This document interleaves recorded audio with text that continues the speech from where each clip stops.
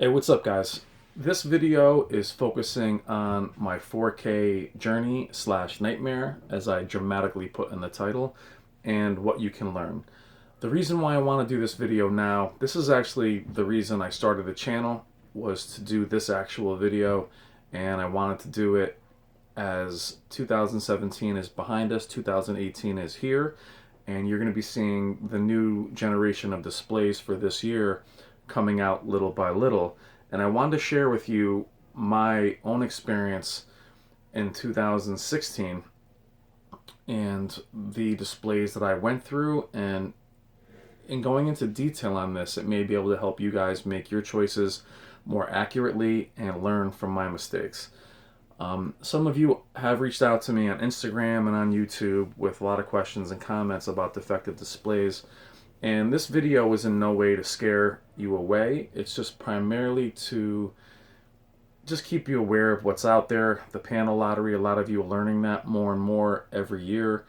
And a lot of you have gone through a few displays and you're ready to throw your hands up and just say, forget it.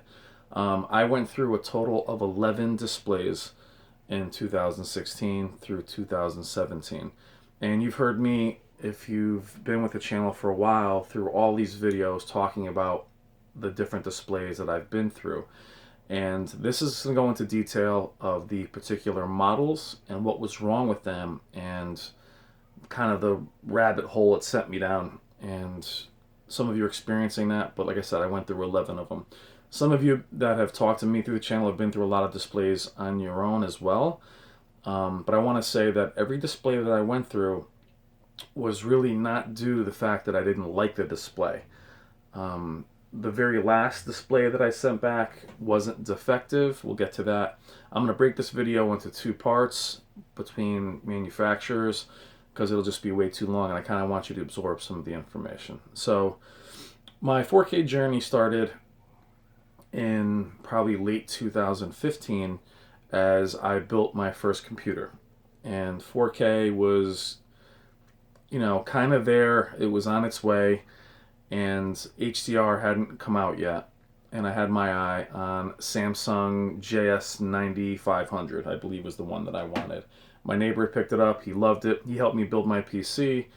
And what made me want to go 4K, because there was absolutely no content at the time, was my NVIDIA graphics card had a option called DSR, which is downsampling. You guys have seen that in a lot of content before.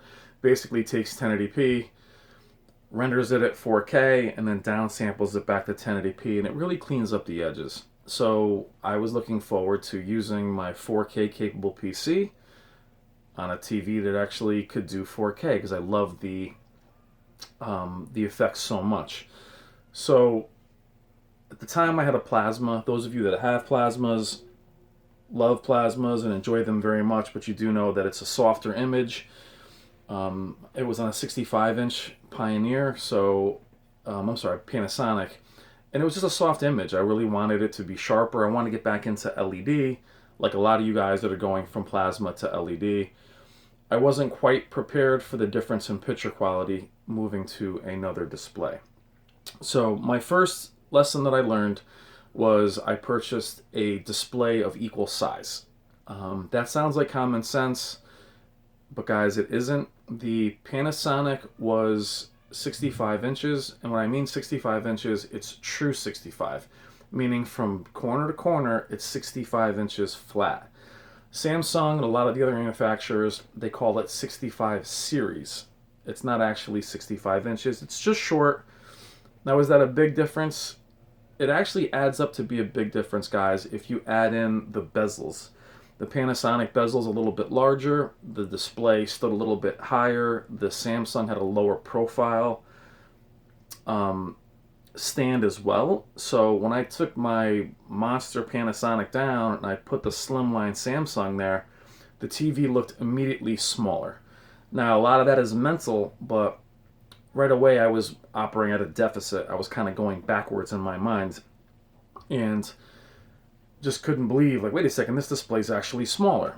Now, so my first opinion for you guys looking at displays going forward Just keep in mind, if your display is older, it has a larger bezel, it'll have a larger imprint on your wall or on your stands. If you're going to switch it out for a TV of equal size, you might be looking at a TV that is between 2 and 3 inches smaller. So you almost have to, in effect, go a little bit larger. I'm not saying jump up 10 inches. I'm just saying something to think about, especially those of you that are going from 49-inch TVs and you have a certain area carved out, and in a blink, you're like, whoa, this TV's tiny. What the hell happened? And in 4K, the best part of the resolution is to be closer. But I digress. That was the first thing that kind of caught me off guard. Second thing was the LED image didn't really improve against the plasma image at the time. Now remember, there was absolutely no 4K content. There was no 4K streaming. There was no 4K Blu-ray players. There was nothing other than my PC. I also use an AV receiver for my audio, for uncompressed sound, 7.2 channel. I have a Pioneer Elite receiver, HDMI, but what I didn't even realize at the time was that my HDMI receiver or AV receiver didn't have pass-through, meaning that the HDMI signal, just because of, just pirating laws, the HDCP 2.2 and things of that nature, wouldn't let the signal go through it. So here I have this very high-end receiver, top of the line, and I immediately couldn't get the signal through it.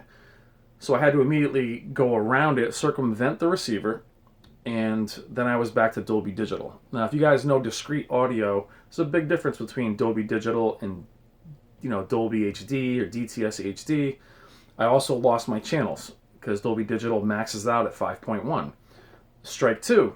I find out I'm also losing my 6 HDMI ports on the back, and couldn't believe that in a blink I had lost half of my equipment simply because it wouldn't pass through.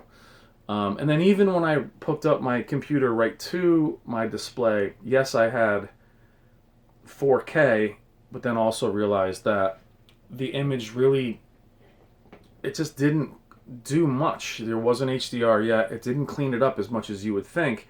It actually looked very sterile. So the first part of this story is to really make sure that the equipment that you have, your receivers, your sound bars, things that are HDMI 1.4 at the time, make sure everything in the chain links together so everything moves smoothly. If you have a soundbar that's very expensive and has discrete audio, part of home theater is having the best audio as well as the best video. So I had a smaller TV that didn't look better than the TV that I already had. It didn't operate with any of my equipment. Even my DVD players and everything were through the receiver. I had to then circumvent the receiver and basically lost even my Xbox. All that stuff was through my receiver. So keep that in mind, guys, if you have equipment that's a little bit older. So that's nightmare number one. The time, I think the Samsung was their top of the line. JS, it was $3,000. I just couldn't keep it. By the way, excellent display though. It was edge lit, but it was edge lit from the side. So blooming, that kind of artifacting just did not exist. And that Samsung ended up going back. But the part that I talk about with Nightmare is the amount of research that we do, the amount of websites we go on. At that time, it was more CNET than Artings. I was reading more online. I wasn't talking to anybody, but I was going through every single aspect of it. Input lag, contrast ratio. All that time in my mind was just wasted when I had to take this TV back, put it back in the box, and then put my plasma back up. And in contrast, putting the plasma back up, turning it on, then I was stuck with this dim picture in comparison to the brighter Samsung, which is another after effect of you guys switching TVs back and forth, is everything is push and pull, everything is give and take. One is brighter than the other, one is richer than the other. One has blooming, one doesn't. So it's another thing to keep in mind as you move forward this year is what are you coming from? What display do you currently have? And what do you want it to improve upon? So even in this video, it's getting a little bit long, but I want to focus on the very first display I had was the Samsung for 4K. And the other thing was there wasn't any HDR capability. So had I kept that display, in effect, I would have missed out on HDR. So make sure when you're buying as well, is the technology in the great place or the mature enough place for you to move forward. The next model's coming out, a lot more Dolby Vision models, so that's a great thing. I think it's a good time to buy, but here's the next thing is HDMI 2.1. Is that super important to you guys? So it's another shift in technology. It's very hard to get right that sweet spot as to when you're going to buy. As I go through part one of this video, I'm going to do it in a few parts.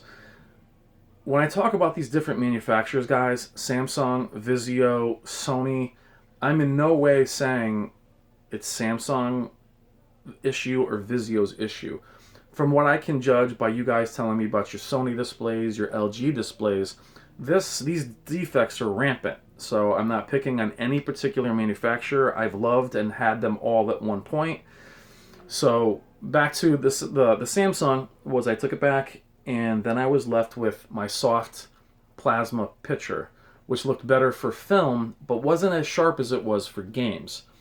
And what that led me on is this long next step in waiting for almost a full year for 4K to mature.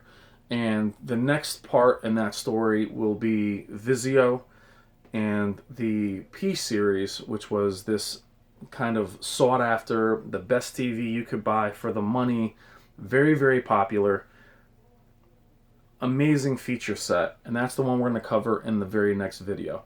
So part one of the 4K journey nightmare is going to focus on maturation of technology and make sure it's in a good spot. If you're buying this year coming up and HDMI 2.1 is not important to you, then you also are ready to buy. If that's something that you really, really want to have, then you should wait for the following year.